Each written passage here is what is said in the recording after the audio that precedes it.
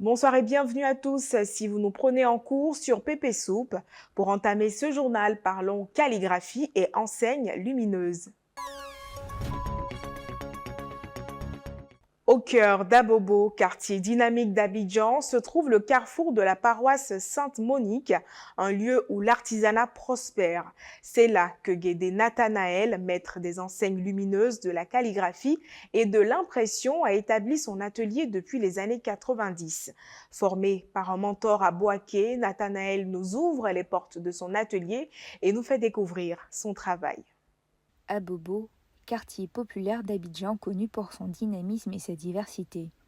Au cœur de ce quartier se trouve le carrefour de la paroisse Sainte-Monique, un lieu où l'art et l'artisanat se rencontrent.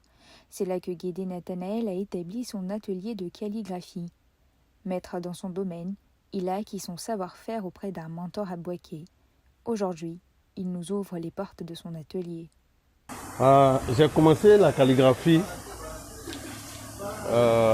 dans les années 90. J'ai fait la calligraphie à Boaké.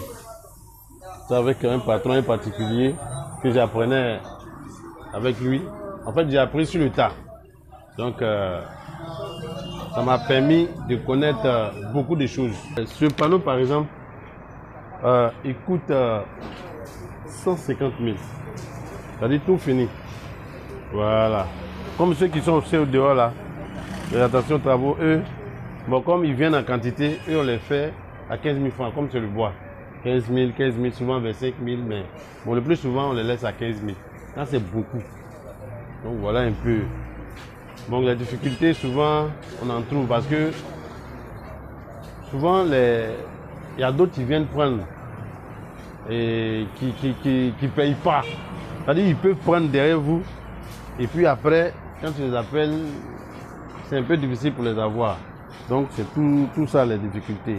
Au-delà de cette activité qui lui est lucrative, Guédé Nathanaël se considère également comme un artiste. Il insuffle sa créativité dans chacune de ses réalisations, ajoutant une touche unique à chaque projet.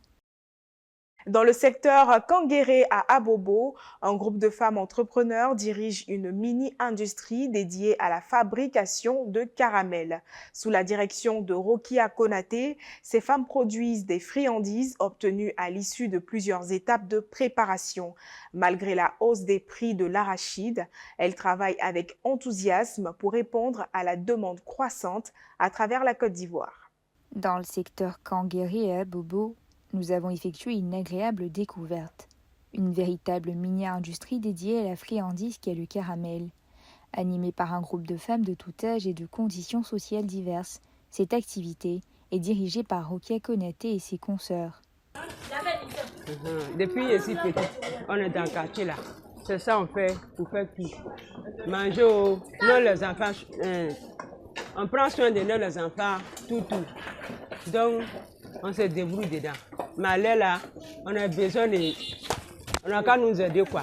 Parce que tout ce que tu fais, s'il n'y a pas quelqu'un devant toi pour t'aider, tu n'as qu'à la force. Donc, on veut l'argent pour nous aider. On paye beaucoup d'arachide. Arachide, ça sort Korogo, Bunjali, ça vient. Ça vient ici. Donc, à Essik aussi. Maintenant, l'arachide est cher. Avant, on prenait ça arachide à 40 000. Maintenant, ça devient 85 000. C'est que aussi c'est cher. Donc, on veut qu'ils n'ont qu'à nous aider quoi. Là, si on gagne beaucoup d'argent, on peut faire facilement.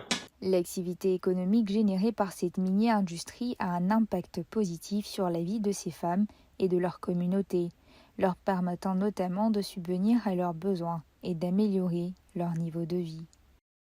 En 2018, l'abattoir de Port-Bouët, en Côte d'Ivoire, a été rénové avec pour objectif de permettre aux Ivoiriens de consommer de la viande sans risque de maladie ou d'infection. Cependant, 4 ans après, l'abattoir se retrouve dans un état de salubrité catastrophique, les animaux se retrouvant dans des déchets parfois. Malheureusement, en raison de contraintes administratives, il n'a pas été possible pour nos reporters d'interviewer des responsables. Mais je vous propose de suivre cet élément. L'abattoir de Port-Bouët, 4 ans après sa rénovation, se retrouve dans un état d'insalubrité catastrophique. Une visite effectuée le 18 mai à 14 h nous donne un aperçu de sa déchéance. Les animaux errent dans la boue et les déchets, tandis que d'autres entassés dans des enclos trop petits peinent à se déplacer. Notre tentative de visite du centre d'abattage est également vaine, car l'accès nous est interdit. Cette détérioration de l'abattoir de Port-Bouët est préoccupante à plusieurs égards. Non seulement elle met en danger la santé publique en compromettant les normes d'hygiène et de sécurité alimentaire, mais elle représente également un gaspillage considérable de ressources et d'investissements. Les raisons précises de cet état d'insalubrité demeurent floues, mais il est impératif que les autorités prennent les mesures urgentes pour remédier à la situation.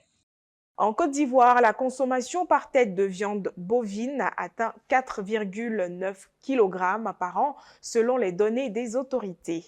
Voilà que se termine le point de l'actualité. Merci d'avoir suivi PP News. À demain pour un nouveau numéro.